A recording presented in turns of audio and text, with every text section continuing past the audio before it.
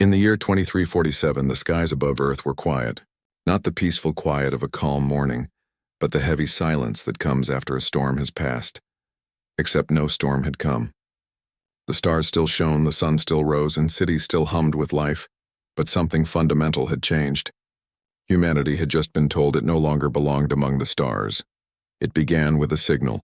Not a war warning, not an invasion alert, but a formal message broadcast on every official channel, in every major language, and even in the diplomatic tongues used by Earth's space ambassadors. The Galactic Concord, the vast alliance of over 200 alien civilizations that had governed interstellar affairs for centuries, had made a decision. Earth, along with all its colonies within the Sol system, was banned, permanently.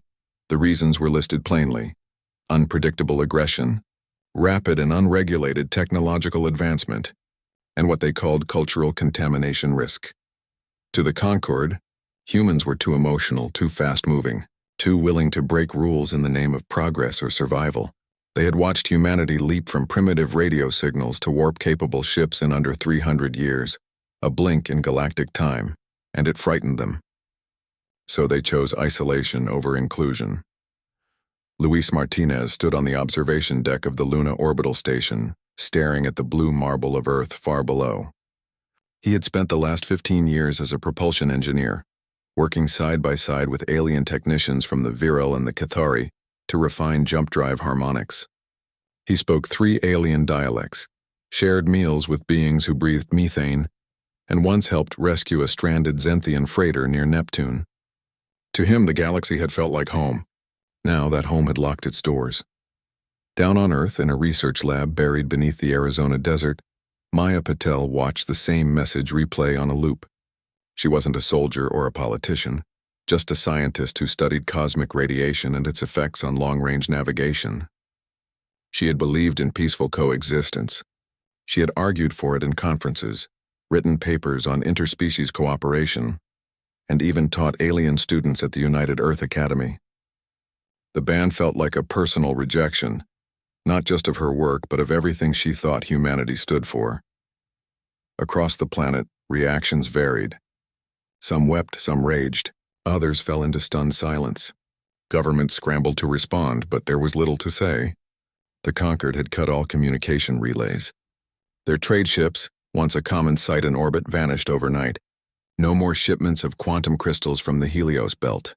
No more medical nanites from the Silent Collective. No more data streams from the Great Archive of Xylos.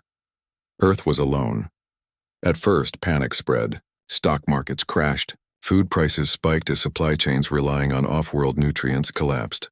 Hospitals rationed medicines that could no longer be imported.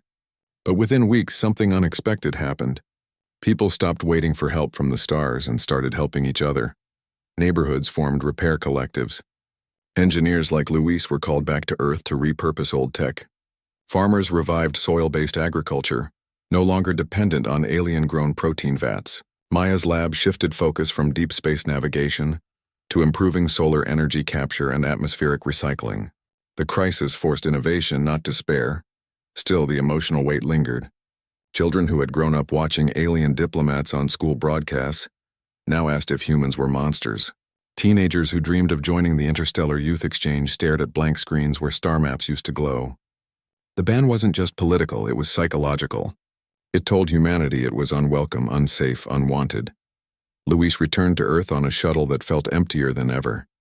No alien passengers, no shared jokes in broken standard. Just humans, quiet and tense. He landed in New Mexico, where his sister Rosa waited with a hug and a pot of real coffee. Beans grown in a greenhouse, not synthesized. "They don't know us," she said simply. They never really tried. Maya, meanwhile, received a classified summons from the Unified Earth Council. In a secure bunker beneath Geneva, she met with generals, scientists, and diplomats.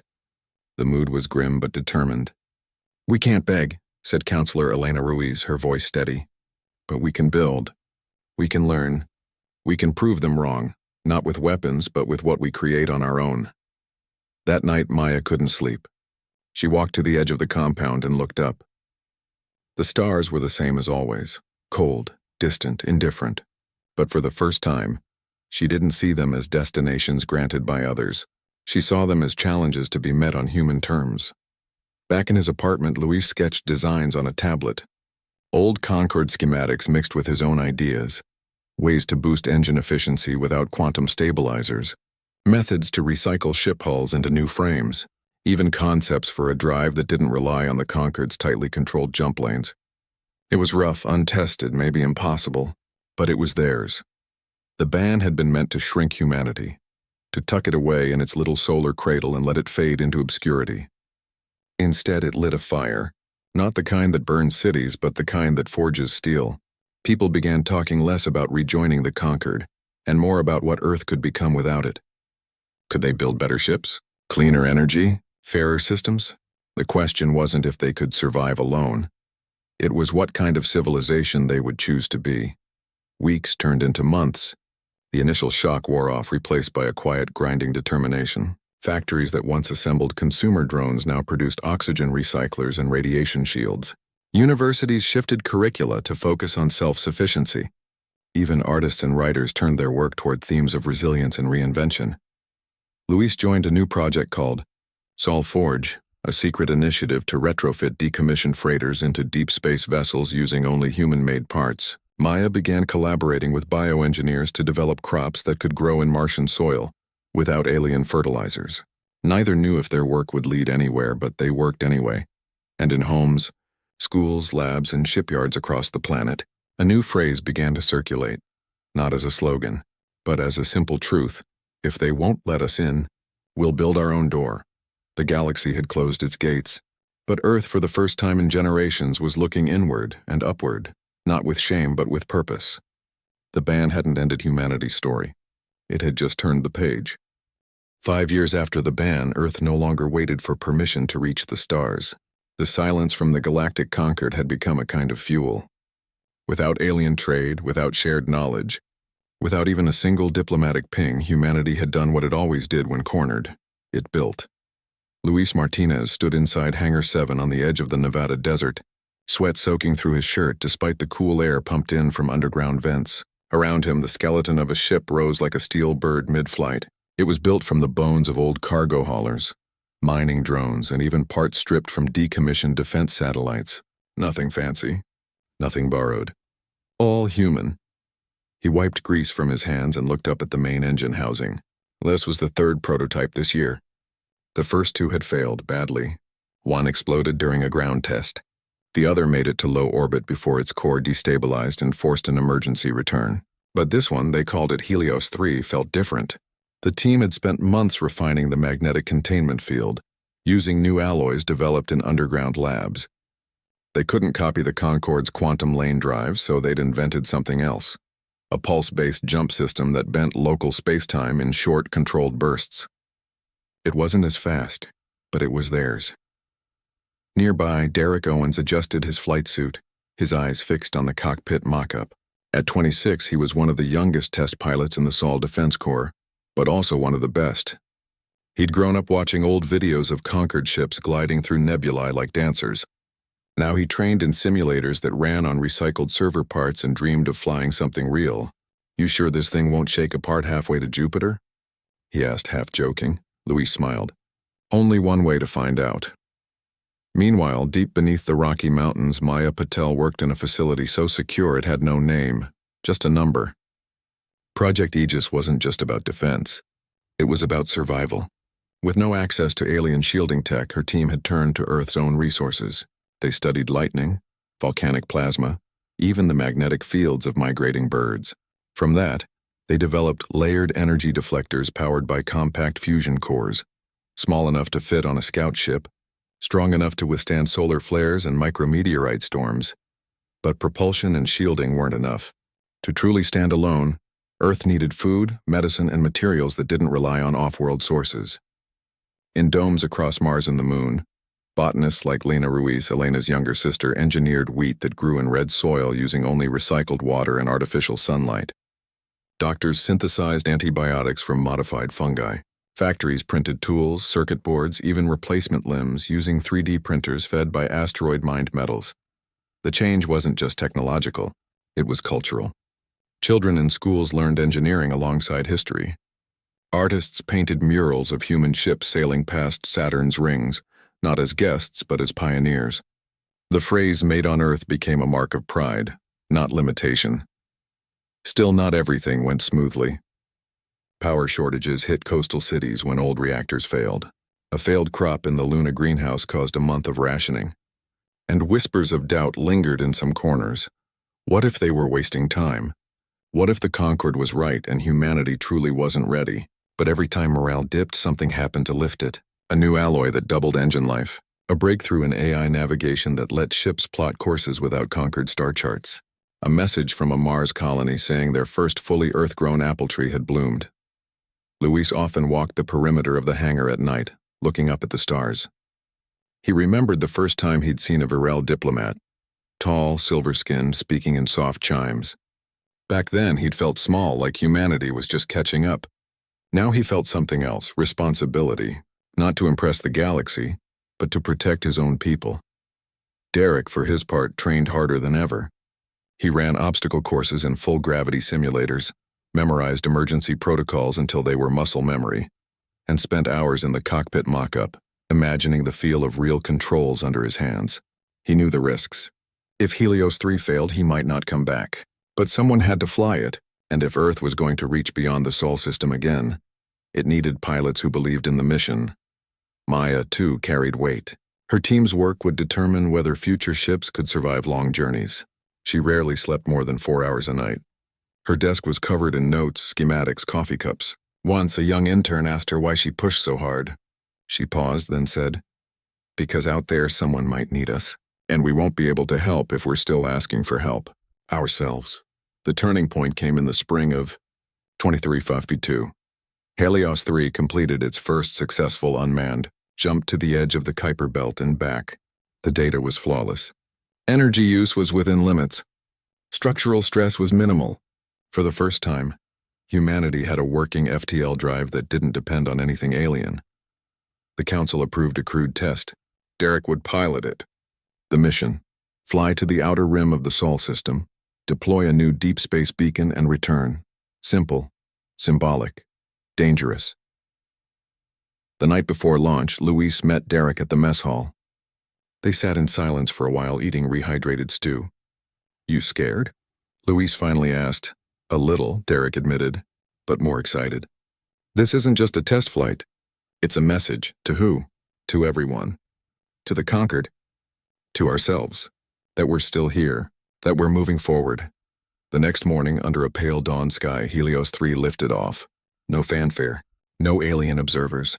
Just a few hundred engineers, scientists, and soldiers watching from the control room. As the ship vanished into the upper atmosphere, then blinked out in a ripple of blue light, a quiet cheer rose, not loud but firm. Maya watched from Geneva, her hands clasped tight. Lena watched from Mars, her face lit by a screen. Rosa, Luis's sister, watched from her garden in New Mexico, whispering a prayer to no god in particular, just hope. 3 days later, Derek returned. The mission was a success. The beacon now pulsed steadily from beyond Pluto, broadcasting a signal in human code. "This is Earth. We are open for contact." It wasn't an empire yet, not even close, but it was a beginning.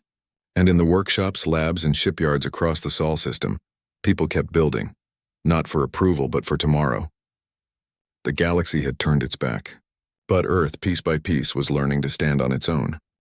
The signal came on a Tuesday. Not a loud alarm, not a flashing red alert, just a faint, repeating pulse picked up by the new deep space array near Titan. At first, the analysts thought it was interference. Then they realized it was a distress call. And it wasn't human. Luis Martinez was elbow-deep in a reactor coil when the message reached him.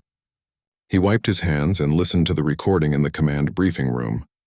The voice, if it could be called that, was layered with static and strange harmonics, but the pattern was clear. Help, danger, fleeing. Coordinates placed the source just beyond the orbit of Neptune, near the edge of the Sol system's gravitational reach. Maya Patel heard the news an hour later while reviewing atmospheric data from the Mars domes. She frowned. The ban was still in place. Any contact with non-human life could be seen as a violation by the conquered. But this wasn't the conquered. This was someone running from them. Derek Owens was the first to speak up during the emergency council session. "We can't ignore it," he said, standing in his flight uniform. "They're in our space. They're hurt. That makes it our problem." Not everyone agreed. Some council members warned that aiding an unknown species could provoke the conquered. Others feared disease, sabotage, or traps. But Elena Ruiz, now head of Earth's external affairs, looked around the room and said quietly, "If we turn away someone in need just because we're afraid, then the Concord was right about us." The decision was made. A rescue mission would launch within 48 hours. Derek would pilot the Helios 4, a newer, faster version of his test ship, equipped with medical bays and translation software built from old Concorde data fragments. Luis would oversee ship readiness. Maya would lead the science team analyzing the alien signal and preparing quarantine protocols. 2 days later, Helios 4 jumped to the coordinates. What they found was a small, teardrop-shaped vessel, half its hull scorched, drifting silently. Life signs were weak but present. Using robotic arms, they docked and sealed the alien ship inside Helios 4's cargo bay. Only then did they open the hatch. Inside were 3 beings barely conscious, tall and slender, with smooth gray skin and large dark eyes that blinked slowly. They breathed a mix of nitrogen and argon, so Earth's air was poison to them. Derek and his crew moved fast, placing them in environmental pods filled with their native atmosphere. One of them stirred, reaching out a 3-fingered hand toward Derek. No words, just a look of exhausted gratitude. Back on Earth, the aliens, soon identified as Cathari from fragmented star charts in their ship's logs, were moved to a secure biocontainment facility beneath the Canadian tundra. Maya met them through a transparent barrier. She activated the translation matrix, feeding it sounds from their ship's logs. After hours of trial, a voice emerged, soft and raspy. "They hunt us," the lead Cathari said. Her name later learned as Vela. "The Concorde calls us unstable, unfit. We only wish to live free." Maya listened. The Cathari weren't warriors. They were scholars, healers, farmers. Their crime? Refusing to join the Concorde's mandatory genetic registry, which they believed stripped species of their natural evolution. When they fled, Concorde patrols chased them across 3 sectors. Their ship was damaged in the last skirmish. They had nowhere else to go. The council debated again. Helping the Cathari openly defied the ban, but turning them away meant sending them to death. In the end, Earth chose compassion. Luis visited the facility a week later. He brought schematics of human water recyclers, hoping to adapt them for Cathari needs. Vela studied them with quiet fascination. "Your machines are rough," she said through the translator, "but full of heart." Derek returned to space soon after, this time not to test engines but to scout for safe zones. The Cathari had mentioned other refugee groups hiding in the void between stars. If Earth was going to offer shelter, it needed to know where to look. Meanwhile, word began to spread, not through official channels, but through whispers on encrypted networks used by fringe traders and independent asteroid miners. Humans had helped the Cathari. They hadn't asked for payment. They hadn't demanded loyalty. They'd just helped. A month later, another signal came. This time from a damaged freighter near the Oort cloud, carrying a family of Zenthians, another species blacklisted by the Concorde for cultural non-compliance. Earth sent a ship. They brought them home too. Each rescue was small, quiet, unannounced. No banners, no broadcast. But across the outer rim of known space, a new story began to grow. The humans were different. They didn't conquer. They didn't control. They offered a hand. Maya worked closely with Vela, learning about Cathari bioengineering.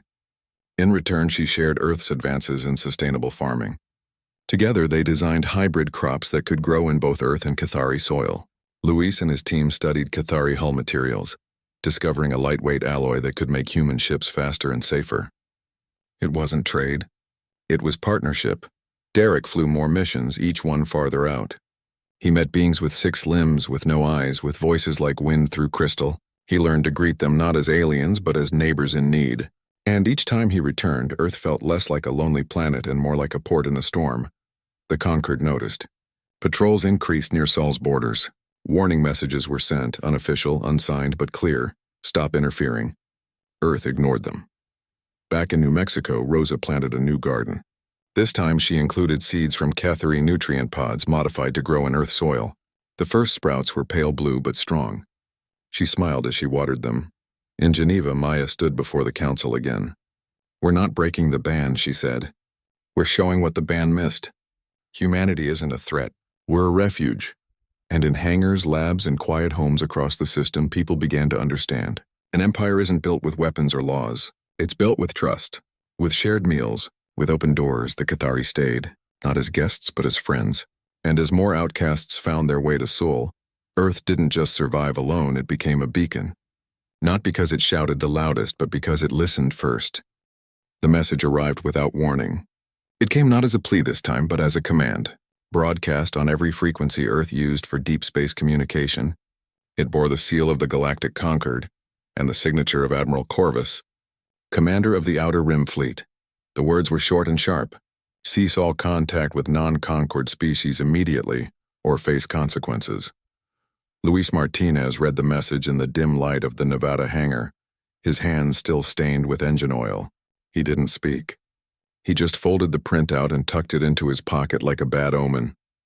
Around him, workers continued assembling the frame of a new ship, larger than any before, meant to carry supplies and refugees across the outer system. No one stopped. No one even looked up. They had expected this. Maya Patel received the same message in her lab beneath the Rockies. She studied it for a long time, then turned to her team. "They're scared," she said. "Not of our weapons, of our example." Derek Owens was in orbit when the alert came through. He'd just delivered medical supplies to a Cathari settlement on a moon near Saturn. He listened to the transmission twice, then switched off the comm. He didn't reply. He didn't need to. His actions had already spoken. Earth's Council met that night in Geneva. Some members argued for compliance. "We're not ready for war," one said. "One Concorde cruiser could wipe out our entire fleet." But Elena Ruiz stood at the head of the table, calm and firm. "We're not being asked to fight. We're being asked to betray people who trusted us. That's not who we are." The decision was unanimous. Earth would not stop helping those in need. The Concorde's ban had already been broken, not with violence but with kindness. Now they would stand by that choice. Within weeks, Concorde ships appeared at the edge of the Sol system. Sleek, silver and silent, they formed a blockade just beyond Pluto's orbit. No shots were fired. No demands were shouted. But their presence was clear. No ship leaves. No ship enters. At first it worked. Trade between Earth and its new allies slowed. Refugee ships turned back. But the Concorde had underestimated something simple: human stubbornness. Luis and his engineers began modifying freighters with stealth coatings made from asteroid dust and recycled polymers. Maya's team developed low-emission drive signatures that mimicked natural cosmic noise. Derek and his pilots learned to fly through asteroid fields and magnetic storms where Concorde sensors struggled. Small ships slipped through the blockade like ghosts, carrying medicine, seeds, and hope. Then came the incident, a Cathari vessel, overloaded with families fleeing a Concorde sweep near the Helios belt, sent a distress call. It was damaged, leaking atmosphere and drifting toward the blockade line. Derek launched without waiting for orders. He reached the ship just as a Concorde patrol moved to intercept. What happened next was seen by thousands through civilian telescopes and smuggler drones. The Concorde ship powered up its weapons. Derek placed his human vessel between them and the Cathari craft. He opened a channel, not to threaten but to speak. "This is Captain Derek Owens of Earth," he said, voice steady. "There are children on that ship. Stand down." The Concorde ship hesitated. Then, without warning, it fired, not at Derek's ship but at the Cathari vessel's engines, disabling it completely. The blast was precise, meant to stop, not kill. But it sent a message. Mercy ends here. Back on Earth, outrage spread. Not the loud kind, but the quiet, dangerous kind that fuels revolutions. People gathered in cities, not to riot, but to build. Factories ran day and night. Shipyards expanded. For the first time, Earth began constructing warships, not for conquest, but for protection. Luis oversaw the final assembly of the Odyssey, Earth's first capital-class vessel. It wasn't as sleek as Concorde ships. It wasn't covered in glowing runes or ancient tech. But it was strong. Its hull was layered with K3 alloys. Its shields used Maya's plasma deflectors. Its weapons were minimal, only enough to disable, not destroy. Meanwhile, something unexpected happened beyond Sol. Species within the conquered began to question. The Zenthians, the Mirel, even some Virel diplomats whispered doubts in closed chambers. Why punish those who only seek freedom? Why fear compassion? The more Earth helped the outcasts, the more the Concord's unity cracked. A secret message reached Maya from a Virel scientist. Your actions shine brighter than their laws, it read. We watch. We learn. When the Conquered demanded Earth hand over the Cathari refugees as a sign of obedience, Earth refused. The Conquered responded by destroying a human supply depot near Mars. Not with bombs, but with an energy pulse that fried all electronics. No lives were lost, but the message was clear. Next time, it won't be so gentle. Earth's answer came 3 days later. The Odyssey, with Derek at the helm and Louis coordinating systems from the bridge, moved to intercept a Concorde patrol harassing a refugee convoy near Neptune. This time, Earth didn't just shield the convoy, they acted. Using non-lethal EMP bursts and targeted tractor beams, they disabled the Concorde ship's weapons and engines without harming the crew. Then Derek broadcast a message across all channels. You can blockade space, but you can't blockade decency. Leave these people alone. The disabled Conquered vessel drifted for hours before a rescue ship arrived. No shots were fired, no lives taken, but the galaxy took notice. News of the encounter spread faster than any signal Earth could send. Outcast species cheered. Neutral traders shared the footage. Even some Conquered citizens questioned their leaders. How could a species banned for being unstable show more control than the Concorde itself? Back on Earth, people didn't celebrate with parades. They worked harder. Farmers grew more food. Engineers refined better shields. Teachers taught children that strength isn't in how hard you hit, but in how well you protect. Louis stood on the observation deck of the Odyssey after the mission, looking at the stars. He thought of the first time he'd seen an alien ship, full of wonder. Now he saw something else, possibility. Not of war, but of a new way. Maya, in her lab, received another secret message, this time from 3 different species. They wanted to talk, not as beggars, but as equals. The blockade still stood. The Conquered still held power. But something had shifted. Earth was no longer just a planet under ban. It was becoming a symbol. And symbols once born are hard to erase. The galaxy had tried to silence humanity. Instead, it had given them a voice, and others were finally listening. The first colony wasn't on a planet. It was on a promise. Floating in the quiet space between stars, far from Sol and farther still from Conquered patrols, a ring-shaped station slowly took shape. Its frame was built from salvaged hulls, asteroid metal, and alloys shared by the Cathari. Solar collectors stretched like petals around it, drinking in light from a nameless sun. Inside, gardens grew earthwheat beside Cathari blue vines, and children of 6 different species played in corridors lit by soft, human-made lamps. They called it Haven 1. Luis Martinez walked its central hub, his boots clicking against the recycled steel floor. He wasn't an engineer anymore, not just one. He was a builder of homes. Around him, humans worked side by side with Zenthians, Mirel, and even a few quiet Viril who had slipped away from the Concorde. No one asked for papers. No one checked registries. If you came in peace, you belonged. Maya Patel stood in the station's observation lounge watching a shuttle dock. It carried seeds, medicine, and a new group of refugees, families who had heard the rumors and followed the quiet signals. She no longer wore a lab coat. She wore the simple gray tunic of the Stellar Accord, the alliance Earth had helped form not through treaties of power, but through acts of care. The Accord had no throne, no capital, no army of conquest. It had shared farms, joint shipyards, and schools where human children learned Cathari songs and alien kids practiced Earth math. Derek Owens landed his ship, the Odyssey, in the main bay. He stepped out not as a soldier, but as a guide. Young pilots from 3 species waited to learn from him, not how to fight, but how to navigate the dark safely, how to read a distress call, how to offer help without taking control. He smiled when a small Morel child handed him a drawing of his ship with wings. "It flies with heart," the child said in broken standard. Derek kept the drawing in his cockpit. The Galactic Concorde still existed, but it was changing. After the incident near Neptune, cracks had spread through its ranks. Species once silent now spoke up. Some left openly, Others sent secret aid. The Concord's leaders tried to hold firm, but their authority was built on fear. And fear cannot stand when hope spreads. Earth no longer begged for a seat at anyone's table. It had built its own. And it kept building. Shipyards near Mars now produced vessels for allies, not just humans. Factories on Luna made air recyclers that worked for 10 different biologies. In Geneva, the old council chamber had been replaced by a round hall where representatives from 23 species met as equals. Decisions were made by consensus, not command. Luis often thought back to the day the ban arrived. He remembered the silence, the shame, the feeling of being cast out. Now he saw something else, freedom.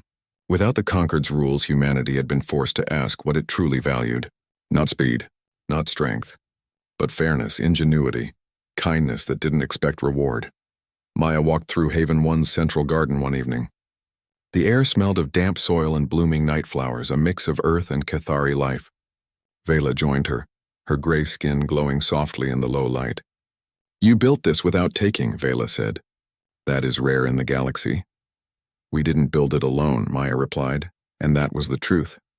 The new empire, though no one called it that, wasn't human. It was shared. It grew not from conquest but from connection. When a drought hit a Zenthian settlement, Earth sent water purifiers. When a K3 lab discovered a cure for a rare lung sickness, they sent it to human outposts without asking for payment. Trust became the real currency. Derek took a new mission that week. Not to fight, but to explore. A signal had come from a distant system, faint, old, possibly pre-conquered. It might be ruins. It might be nothing. But someone had to go see. He wasn't alone.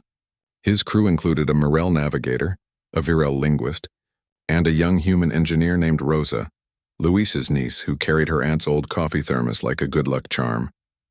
As the Odyssey jumped into the unknown, people on Haven 1 watched from the observation deck. No one cheered. No one made speeches. They just stood together, quiet and proud. Back on Earth, cities had changed. Skyscrapers now housed vertical farms. Streets were quieter, cleaner, powered by fusion plants built in the deserts. Children learned that the stars weren't owned by anyone, that space belonged to those brave enough to care for it. The ban had been meant to end humanity's story. Instead, it had rewritten it. Earth hadn't returned to the galaxy as a subject or a rival. It had become something new, a place others looked to not for power but for hope. Luis stood on Haven 1's outer rim one night, looking out at the stars. They were the same stars the Concord had used to shut Earth out. But now, those stars were filled with ships bearing the simple emblem of the Stellar Accord, a circle with a single hand reaching out.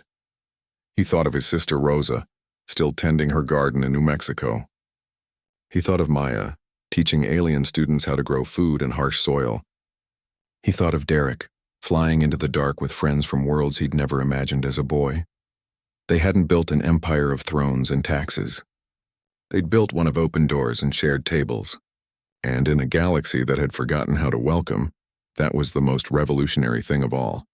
The stars no longer felt distant. They felt like neighbors. And Earth, once banned and alone, was finally home, not just for humans, but for anyone who believed in a better way.